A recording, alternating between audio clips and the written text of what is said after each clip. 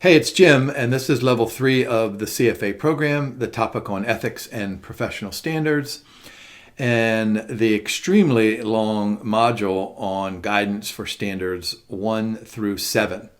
What we've done is divided each of those standards into separate recordings. So what we'll do today is the standard 1 on professionalism. And then there'll be 6 more recordings for you to watch as well. A couple of things before we get started. I'm not sure that I have any new or good advice on how level 3 standards of professional conduct exam questions are going to be that much different from what you've already been exposed to at level 1 and level 2. I will offer the following advice, though, and we're going to emphasize the end of the module questions. There's about 40 of them, so we're going to include a bunch of those on the slide decks, and then we have some of our own problems to go through. So my advice is to do exactly what I did years and years ago. I actually had a physical copy of the handbook, and I carried that around with me all the time. And when I had a few moments, I went ahead and got it out and just started reading. And that's probably what led me to pass this part of the exam. If in fact I did pass that part of the exam, I have no idea what my scores were. That's 20 years ago or so. Here are the learning outcome statements. These are the same that they've always been, and they apply to each of the professional standards. So we're going to have to demonstrate and recommend and evaluate. And then I think the better exam questions are one in which the question stem provides us with a scenario, and then we're asked whether the analyst violated one of these standards or part of the code. So let's go ahead and start with standard 1. Well, let me go back here real quick. And so there's standard 1, professionalism. Notice there's an A through E. This used to be just A through D, but this year they added E for competence. And then we'll have slide decks, as I mentioned a little bit ago. We'll have slide decks on every one of these 7 standards. So let's go ahead and start with the knowledge of the law. So here's the actual standard taken directly from the handbook. Notice we've bolded a couple of terms there. We're supposed to understand, we're supposed to comply. And look down at the bottom there. I'm guessing that you remember this. Hopefully this slide deck will be just a little bit more of a review rather than an introduction to this concept. We've got about 50 slides in this slide deck. Clearly, lots of this should be reviewed, so it shouldn't take us too long to get through this. Now, this is what I was referring to just a moment or two ago, that we're going to start each standard with a question that's taken right out of the handbook so that you get a sense of what the Institute is thinking. Remember, this is a super long reading, as we said, and so almost anything can show up on the exam. But let's take the signal that the Institute provides us, and they say, look, these 39 or 40 questions are what we think are probably the most important questions that we've covered in this particular module. So it's my advice to make sure you know all of these 39 or 40 or so. So here's a really simple question. And I kind of like these. In fact, I use these on my exams as well, in almost all the exams that I create for my classes. Which of the following is the most correct or the most accurate statement? So we have choice A, B, and C. And this is a super obvious one here. In the absence of specific applicable law, the code and standards govern the members' or candidates' actions. All right, let's think about that for a second, but let's move on to B.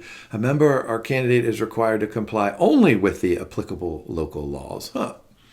Member or candidate who trades securities where no applicable laws may take investment action based on material non-public information. All right, so you go through these, and the Institute is really clever in providing us with potential answers that sound perfectly reasonable. But my advice is to take a deep breath when you read the A, the B, and the C as you're going through the exam, and cross one off, cross two off, and then you're left with the third one here. Yeah, so my first response when I read that first part A was, that makes a lot of sense here. So, yeah. The code and standards govern the member or the candidate's actions. And there is the explanation down at the bottom. And the Institute is very good in providing us with answers and explanations to why B and C are not correct. So make sure that you read why it's correct and then why the other two are not correct. So what the Institute then does is it goes through, pages and pages of guidance. And so really, this is just a common sense way of looking at Standard 1A, knowledge of the law, but it's formalized here. All right, so remember, I say this regularly, and you're gonna hear me repeat this, that the Institute is not requiring us to be lawyers, but they are requiring us to, what does that action word say? The action words: understand, comply, acquaint, and comply. So if we're working in the United States and Ireland, well, then we need to figure out what the laws are in those two countries, and we need to comply with those laws, and we need to make certain that we read the Wall Street Journal every day so that we know what those changes in the laws or regulations are going to be. So what's this term here, this applicable law that the Institute likes to use? And of course, it's the more strict law. So sometimes the code and the standards are going to be more strict, and sometimes the country's laws are going to be more strict. And so we need to abide by whichever one is the stricter of those two. Yeah. Look at the second point there. Whenever there are no laws or regulations, then of course we must abide by the code and the standards, and we have to avoid conduct that is in violation of the code, especially if it happens to be illegal. All right, here's really good potential exam questions. We have these association with violation by others. And by others, that means a colleague inside of our firm, a client, or a supervisor. And so how do we handle knowledge of the law? It's not like we have to walk around with a law book and lecture all of our colleagues and our supervisors and our clients every day. But the standard applies to the simple fact that the members and the candidates, we should know, or at least know who to ask about potential violations of applicable laws. And so if we find some kind of violation, what we need to do is we need to call a timeout. I give lots and lots of sports analogies, but what the CFA Institute does is they don't call it a timeout, they call it dissociation. So we must immediately dissociate from the activity or the client or the supervisor or whatever else is out there that's going on. Now, of course, we need to be concerned about violations by others. These are the three others that I was referring to just a moment ago: colleagues, clients, or supervisors, or employers. And so notice the highlighted word in each of these arrow points is discussion. And this is what I run into at school all the time as an advisor. I have about 40 or 50 students that come to see me regularly about scheduling, but they also come to see me about problems with other professors. And so my first response to them is exactly what the Institute is suggesting for us. Go and have a visit with that professor. So I say, look at the syllabus. That's what we're doing here. We're looking at this Standard 1, knowledge of the law. I tell my students to look at the syllabus, find out what was expected of you, find out where you went wrong, and go talk to the professor. So direct discussion, direct discussion, direct discussion. That's always a correct answer on the exam. Now, if this discussion fails when you're talking about a colleague, then you need to bring it to the employer's attention. If this discussion fails when talking to a client, then you probably want to ask for a new assignment. And then you and your supervisor will probably have a conversation about what's the best way to proceed. Do we want to, send this somewhere else, or do we want to just tell the client to go take his or her capital and go to another firm if it gets to be something that's more serious? But generally, what I have found just anecdotally and, reading all the CFA Institute materials is that most times, the majority of the times, those first two scenarios, they probably resolve itself when there is a reasonable discussion. Now it gets super interesting down here when it is the employer. Here's the example that I think of. You guys know I love the James Bond movies. So imagine that Arik Goldfinger from that great Goldfinger movie comes to us with all these bars of gold, and he says to us, and we're sitting in a meeting with our supervisor, and Arik says, "Hey, I want you to take these gold bars and I want you to turn them into cash. And by the way, I want you to launder them. And by the way, I don't know where I got them and I don't want to tell you where I got them." And so when Arik leaves the office, you say to your supervisor, you say, "Hey, I happen to notice that you put one of those gold bars in your back pocket. Can you explain that behavior?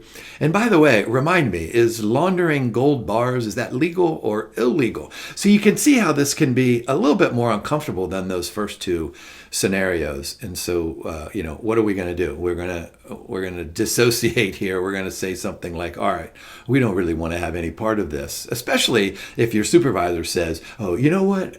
You didn't see me put that in the back pocket, and don't worry about the laundering or else you're going to be fired." Of course, those are extreme examples, and we have whistleblower laws to kind of protect us.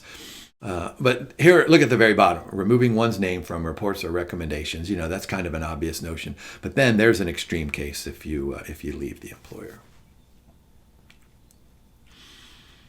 So what does the Institute want us to do? Encourages members to report potential violations, and then you can submit a written report. And some of those reports you can find on the webpage when they have been what's the legal term? Adjudicated.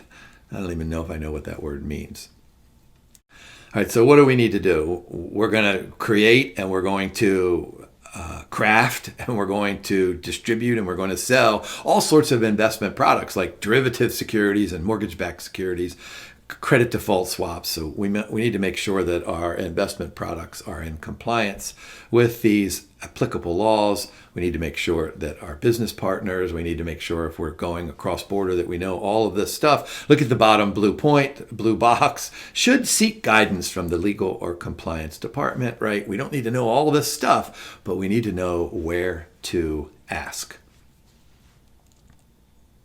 All right, so what the Institute does in the handbook, it provides these sections on guidance and then these recommended procedures. So stay informed, review procedures. You hear me say this all the time. The Institute loves the word monitor. Here's where we're using that again. Review those procedures. We need to monitor,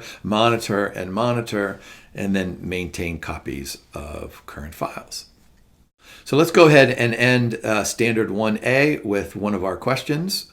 I'll give you a second to pause and read through this. Notice the question. Has Brown violated Standard 1A knowledge of the law? All right, so this is a common question, at least if I were making up these questions. This would be a common question. We have the stem up there. All right, we're in Germany. We have an IPO. We have an underwriting syndicate with us, Delta, and Omega. Japan has no regulations regarding executives participating in the IPO. So what Brown does is she says, "Oh, I'll go ahead and take some of these, and I'll do it through our partner in the underwriting syndicate." So does that sound like something that we want to be doing? So notice our choices here. Have we violated? Well, there's a no and a yes. And then there could be a no and a yes and a yes. Remember, there's only three choices, so you can't have a no, a yes, and a maybe. Although maybe the Institute could say maybe based on this and this and this, but that sounds too complexified. All right, so no, we have two no's. The standard does not forbid. We probably don't like that one. No, because the underwriting process is shared. And how about a yes because of the stricter rules? So there we go. There's the bolded answer. This is an application of what we just talked about with those more strict and less strict. Notice that in the question stem, there is no word about stricter or less strict or more strict. All we're told is that in Japan, there are no regulations, so that's kind of the signal about the stricter. All right, how about Part B in the standard? Independence and objectivity. There is the standard as it's written in the handbook. We must not offer or solicit or accept any gift or benefit compensation or consideration that reasonably, oh, there's a key word in there, reasonably could be expected to compromise, independence and objectivity. I always tell this story to my students. I say, imagine that you're an analyst for one of the ratings agencies, and your job is to rate a bond issued by some, large, well-known company. And so the CFO calls you and says, hey, we're going to land an airplane in your backyard or in your front street. Be there 7 o'clock tomorrow morning. Bring your tennis racket and your golf clubs and your swimming costume. We're going to spend the day at the country club. We're going to go swimming. And we'll see, our operations, and I'll introduce you to the board and all the executive leadership team. Don't eat before you get here. We're going to have lobster for breakfast. And so, you go there and you think, man, these are the nicest people ever. Boy, does that compromise your independence and objectivity? Sure sounds like it. So let's go ahead and work through a good question here. This is one of the Institute's questions here. So let's look down at the question first. Which of the following was least likely to violate? Least likely. So make sure that you remember to read. Is it least likely? Is it most likely? All right, so let's talk about keynote speaker, hosted by third-party investment managers, pension fund. The manager offers to cover all conference and travel costs. Make the conference registrations free for 3 additional members of the team. Now, here's the really cool thing that Institute and we make these questions sound like they're so good. To ensure that the conference obtains the best speaker. So here's a kind of a sentence that says, hey, you know what? It's okay. This makes perfect sense, right? Exclusive golf outing for the day on a local championship caliber golf course, which is the least likely. All right, so we accept the offer only to have conference-related expenses paid. May accept the offer and may attend the exclusive golf outing at the expense. Long may accept the entire package. Well, what do we want to do? Of course, we want to accept the entire package of incentives because it sounds like a super fun time, but we probably don't want to do that. So correct answer is, of course, A. This is where the Institute, gets really interesting. And that's why I referenced that word reasonable back there. Accepting paid travel would not compromise one's independence. Notice we also have in that very first, at times, however. Yeah. All right, so that makes sense. B and C are incorrect because of those added benefits. All right, so let's go ahead and spend some time talking about guidance. Remember that I said this in other recordings. Hopefully you remember this. I try to teach my students this, especially during COVID when we had take-home exams. And I try to teach this to my children that, look, if you have integrity in small things, then you'll have integrity in big things. So this is really what the Institute is saying. They're saying just what my mother said. You know what, Jimmy, those chocolate chip cookies over there, they're for all of us. Don't eat any of those before dinner, but I'm going out take your sister for a walk here. I'm going to leave you home all alone. Back in those days, there were no cameras around to see, but my mother would know if I ate a cookie. So, this is what we're trying to do. We're trying to maintain our independence and objectivity. Of course, we can have external sources that may influence, just like the example that we just talked about. But there could be internal pressure, to issue favorable reports or to, pursue some kind of behavior that puts us in favor with our colleagues or our supervisors. Now look down at the bottom 2 circle points, right? What are the important words there? Disclose, disclose, disclose. We didn't really have that issue in the first problem, but you know what? If we're going to accept a gift, let's go ahead and make sure that everybody knows about it. Hey, I accepted this gift and it was, for me to get on a train and go from here to there. They paid for it. And I think it's reasonable. We all think it's reasonable, but let's make sure that everybody knows about it. Here's a great question. We've got the buy side, we have the sell side, and of course, you got 2 groups of individuals over here, and those 2 groups of individuals, sometimes they interact with each other, and sometimes business topics come up. And so, boy, imagine 4 people here, and they get together and have lunch, and they say, oh boy, if you scratch my back, maybe I could scratch your back. And so we need to make sure, look at the bottom bullet point there, must maintain their independence. All right, second part here on guidance, custodial relationships. You know, we talk at length throughout the level 1 and level 2 and level 3 about third-party risk and custodians, and so we need to make certain that we do everything that we've said here prior to this slide deck. And prior to this particular slide, we should not accept gifts that may appear, right? May appear. Performance measure and attribution, you know, what are we saying? We're saying, look, let's go ahead and use the internal rate of return. Let's use it for the longest possible period that we can. And let's go ahead and say, you know what, this is what we're doing. This is what I did. And here is my attribution analysis. Here is the measure of my performance or the performance of all of these portfolios.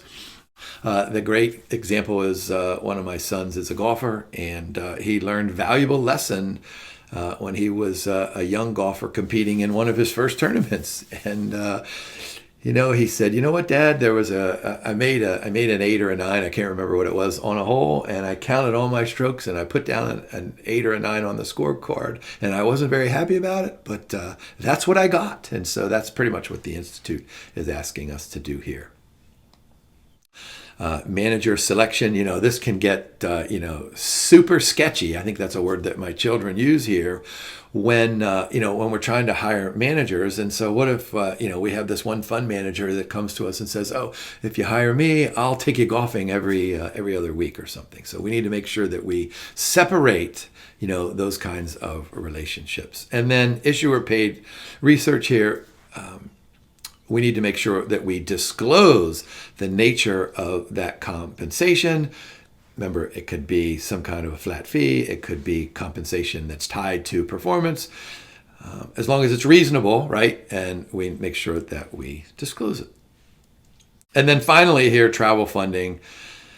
We need to make sure that we go ahead and pay for our own travel, but we can accept something if it's reasonable. I think back in the old days, the Institute had kind of a limit on this number. If I remember correctly, I don't remember what that number was, a dollar amount. But then, a dollar amount of this and a dollar amount of that, they're probably like comparing apples and oranges, even though money is fungible, right? So notice that's the last bullet point there, to avoid any appearance of being compromised. Cover all necessary travel expenses, and that should make perfect sense. So here are the recommended procedures. We want to protect the integrity of our opinions, so we need to establish policies that say something like, you know what, I'm totally unbiased, but here are some things down here that I might disclose.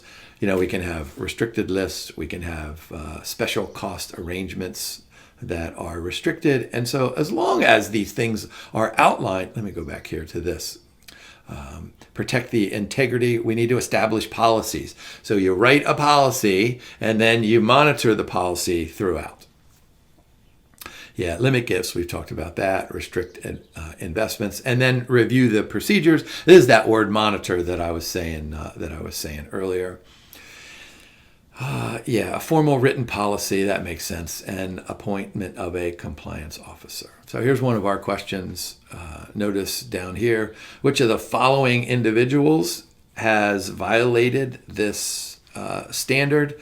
So we have two people, Rodriguez and Lee. So either one or both of them went ahead and violated. So let's go ahead and read the question stem. Tip from a friend that the pension fund is searching for a new external fund manager. Selection manner is a tennis player, frequently visits the local tennis club. And so Rodriguez intends to establish a close rapport with the selection manager, Peter Lee. Lee and Rodriguez knew each other since their college days or some days before. So Rodriguez gifts Lee an expensive membership to the tennis club and pays for several lunches at the tennis club. Well, that doesn't sound like something that we want to do. So both of them have violated. Lee should not accept the gifts because it may impair his independence, but Rodriguez knowingly tried to influence theirs. How about misrepresentation? Let's see, investment analysis, recommendations, actions, or other professional activities. So, this is what we are. Here we are. this is what we look like. This is our experience. This is our performance, right? Let's take a look at a quick example here. Gray recommends the purchase of a mutual fund solely in treasuries. So he makes two statements. So look down at the question. This is similar to what we had just before. Statement 1 violate, statement 2 violate. Do they both violate or neither violate? In this case, we went with neither as part A. All right, so what is statement 1? The payment of the bonds is guaranteed by the U.S. government. The default risk of the bonds is virtually zero. Yeah, boy, we're having another conversation about debt limits and U.S. Treasuries not becoming default risk free. I mean, that sounds like an accurate statement to me. We can editorialize and conversate about what that means, but default risk of bonds is virtually zero. Now, be careful. This is what I would do if I were creating the question. I would say, therefore, the default risk and the interest rate risk of the bonds is virtually zero. Well, that thing is totally right out of the book. But the default risk component there, that sounds about right. So how about statement 2? If you invest in the fund, you will earn a 10% return each year based on historical performance. Boy, we don't like that one at all. So which one here? Statement 1 is a factual statement. That's what we thought about before, so that makes sense. Statement 2 guarantees a return. So what do we like? Only statement 2 violated the standards. All right, so let's work through the guidance here. So look at the highlighted words. Manipulation of facts, we just saw that a little bit ago. Omission of information. So this is an important part here. And plagiarism. All right, prohibited from guaranteeing returns, falsified performance records. Yeah, this is one that I didn't have to worry about when I went through the program, or at least I don't remember having to worry about social media. I'm not sure I don't even know what that term meant back 20 years ago or so. So it should not be abused. Regular readers of the Wall Street Journal will know about multiple examples where people use Twitter to pump up the price of a share of stock, and then they go sell it before everyone becomes the wiser. I don't know anything about social media. I'm sure you guys know more about it there. Plagiarism strictly prohibited here. All right, so how about the impact on investment practice? Yeah, should not misrepresent their academic qualifications, firm performance history, credentials, or service. So look at the second time point. Exercise care when using third-party information. We say this regularly throughout all 3 levels, that when we rely on third party, we need to make certain that that third party, pretty much operates like we do. Remember that misrepresent the academic qualifications. I mean, I can't come to you and say, hey, you know what? I do have a PhD in finance and I do hold the CFA designation. That makes me way smarter than everybody else out there. I can't make that. I can't make that claim, nor would I feel comfortable making that claim. All right, we should use appropriate benchmarks. Boy, and this goes back to the policy statement, and I love linking, these earlier LOSs to the policy statement, because remember now, when we put this together, we're going to look at the client's risk and return objectives and all of their constraints, and we're going to put together a portfolio. And what we need to do is compare that portfolio to something else. Sometimes that benchmark might reasonably be the S&P 500 index, but we may have to put together our own benchmark that's unique for that individual client. And so use the appropriate benchmark. That's a great exam question. Reliable and accurate pricing. Yeah, look at the note down there. Does not require a benchmark to be provided in order to comply. All right, you guys know way more about this. Social media. Distribute the same information to all current and potential clients. So I'm going to go ahead and go out on a limb here and pretend like I know about social media. So you have an Instagram account. Maybe you allow certain of your clients access to that Instagram account, and other clients don't have access to that account. And so a question stem could be, hey, you put a buy recommendation to your Instagram, and then you go to lunch and you take a nap, and then you come back and you email all your clients that same kind of information. That sounds like a violation of this particular standard. Communication should comply with code and standard. That makes perfect sense. Yeah. Research models are the property of the firm, so you need to make sure you're careful that if you go ahead and put something out on social media, that it doesn't violate privacy issues, it doesn't violate any proprietary issues as well. Yeah, this is another good question. Look at that second diamond point. Prohibited from reissuing previously released reports, especially if they were not ours. Plagiarism without acknowledging. So here are a couple of examples. I mean, I tell my students this all the time. They say, hey, Jim, do you want us to use this form for our references? Do you want us to use this form? And I say, I really don't care what form you use. Just make sure you let me know where you got it. All right, so what does that mean? You can't take credit for a research report. You can't copy any part of a report without acknowledgement. You have to acknowledge the graphs and charts. If you have a proprietary model that you're using, which would include spreadsheets, you need to ask for permission. Look at that bottom there. For example, the following quotes attribute to a leading expert or a financial guru. That's weak attribution. You should acknowledge the authors directly. All right, how about recommendations here? Written list of the firm's services and qualifications of each member. There's verification of third-party information. Update web pages regularly. There's the monitoring and the update. Developing a plagiarism policy. All right, so let's end misrepresentation with a question that says, hey, is there a violation? Notice we've gone with 2 no's and 1 yes. All right, so here we are. We're preparing, a briefing for clients. Explain various financial concepts such as price earnings and dividend yield. He finds these descriptions on a finance blog and copies these explanations verbatim. Boy, I wonder if we needed that verbatim in parentheses there to see if there's a violation. Without acknowledging the authors, is this a violation? Well, let's see what we come up with. No, because these concepts are common finance jargon. Boy, that sounds like a reasonable answer. No, because he does not need to acknowledge the original authors. Yeah, how about B? Yes, because he failed to reference the original authors. And you know what? Sometimes you come across a quote or something and you really can't quite find the author. You know, sometimes, maybe it's a video and the video is anonymous. I mean, there are ways to make sure that you reference that original author. All right, misconduct. Let's see. Dishonesty, fraud, deceit reflects adversely on the professional reputation. There's my favorite word in there, integrity or competence.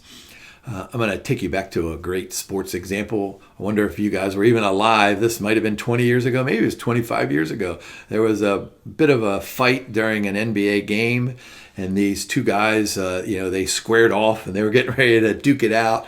And the one guy was bigger than the other guy, and the other guy, he kind of backed away, and he went over and he laid down on the scorer's table, and some fan threw popcorn on him, and this player went into the audience, and there was a bit of a brouhaha in the stands. And so when I see stuff like that, I always think to myself, suppose the dude who threw the popcorn on the player, suppose that guy held the CFA designation. I mean, that sounds an awful lot like reflects adversely on professional reputation. And we see this all the time where people do stuff and it's recorded. And sooner or later, they're going to find out who that person is, whether it's, artificial intelligence and, face recognition stuff, or somebody else who doesn't like you saying, hey, look, that was Jim over there who was throwing the popcorn. All right, so let's go ahead and see if these actions violate the code of standards. So what did Simon do? Trust investment officer. He enjoys lunching every day with friends at the country club, where clients have observed him having numerous drinks. All right, numerous. I don't really know what that means, but if I had numerous drinks at lunch, there's no way I could go back and teach, or no way I could make one of these videos here. He's clearly intoxicated while making investment decisions. Yeah, this doesn't sound like anything. Yes, excessive drinking at lunch, subsequent intoxication. Yeah, this reflects poorly on him, the employer, the investment industry, and how about just all humanity in general? All right, so what about guidance here? Conduct that paints a bad picture, right, related to the member or the candidate's professional life. Yeah, may not be illegal. I don't know that it's illegal throwing popcorn, or go back to that great Seinfeld episode where Newman and Kramer they poured beer on one of the relief pitchers out in the bullpen. I mean, that doesn't sound like it's legal or illegal. Although, with athletes and their interaction with fans, maybe it ought to be illegal to invade their space. All right, develop a code of ethics, list of potential violations. There's another part of this development of a code of ethics. That makes perfect sense. Conducting background checks. All right, so let's end with another. Did we violate? Notice we have two yeses in this one here, yes and no and yes. So we're an investment analyst, member of Green Earth Organization, champions environmental protection. Chen organizes a rally to protest the government's increase in the use of plastic bags. Okay, this sounds all reasonable here. During the rally, Chen was arrested, fined €200. But in the contract signed, any employee arrested for committing offenses within the company is immediately terminated. All right, so this is is this a violation? Yes, because she was arrested and fined. No, because she didn't violate the code. Or yes, because she violated the employment contract with her employee. Yeah. She may get fired, but she didn't violate the code.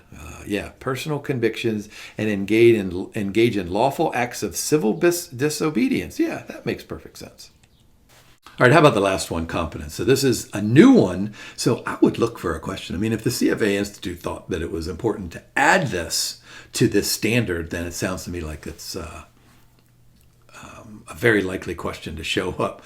So what does this one tell us? Maintain competence necessary to fulfill their professional responsibilities.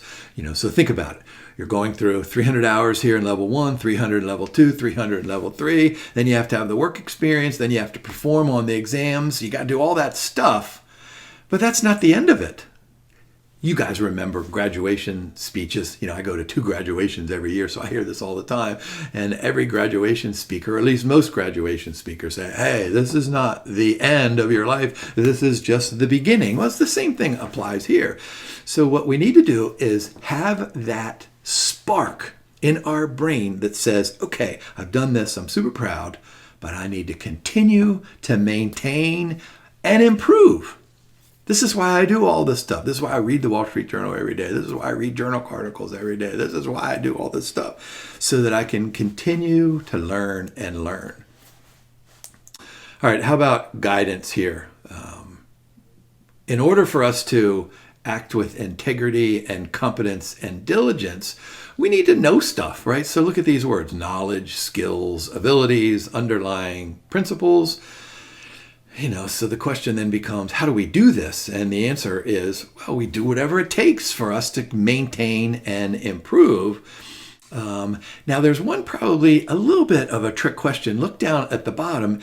That doesn't mean that if we have the knowledge and the skills and the abilities that we're always going to be right. So just because we do all this good work, perform our due diligence, we have integrity, we're not unduly influenced by anybody out there, and we make a recommendation that Procter & Gamble is going to increase by 10%, and then a year later, Procter & Gamble stock price is down 90%. Well, that doesn't mean that we have failed and violated this standard. What it means is that we need to learn from our mistakes. Yeah, look at, it does not mandate participation in a particular continuing education program, but it says something like, you know what, you need to go ahead and make sure that you do something, whatever that means. So here's the whatever that means. Professional development, certifications, and designations. I know where I teach, we have a whole bunch of certifications in finance and in nursing and engineering and all those kinds of things. And it might be, 3 or 4 different kinds of classes. Conferences and seminars, training, studying, somewhere down there it doesn't say read the Wall Street Journal, but I'm not sure that the Institute could get away with that. All right, one final exam question here. Notice that bolded at the very top. That's going to be important. So she's recently transitioned from her role as a senior analyst to a position head of global equity research. All right. She's responsible for overseeing the firm's global equity research team. Overseeing. All right. So to prepare, she reads extensively on global market trends, attends investing conferences, and holds regular meetings with her teams. All right, so is she in compliance or has she violated this? Well, notice, and this is a great question because it kind of leads you down the path. You want to say something like, yeah, it looks like look at Jim, she did all the stuff that you just told us. Global market, conferences, regular meetings. But what didn't she do? She did not undertake any training on supervisory responsibility. So whatever that means, how to be a supervisor is very different than how to evaluate the duration of a bond or shares of stock and the systematic risk by companies in Germany or Spain. All right, that takes us through professionalism. Next up is standard 2, integrity of capital markets. So what I want you to do after every one of these recordings, I want you to get out that handbook and I want you to go through those 39 or 40. Don't go through all of them. Just go through the ones that relate to professionalism. Now, sometimes it won't be as obvious as it will be on the exam, but what I want you to do is after all 7 of these, I want you to have covered all 40 because after that 7th, I'm going to have you go and take 30 minutes and go ahead and practice that exam. So, hey, thanks for watching. And good luck studying.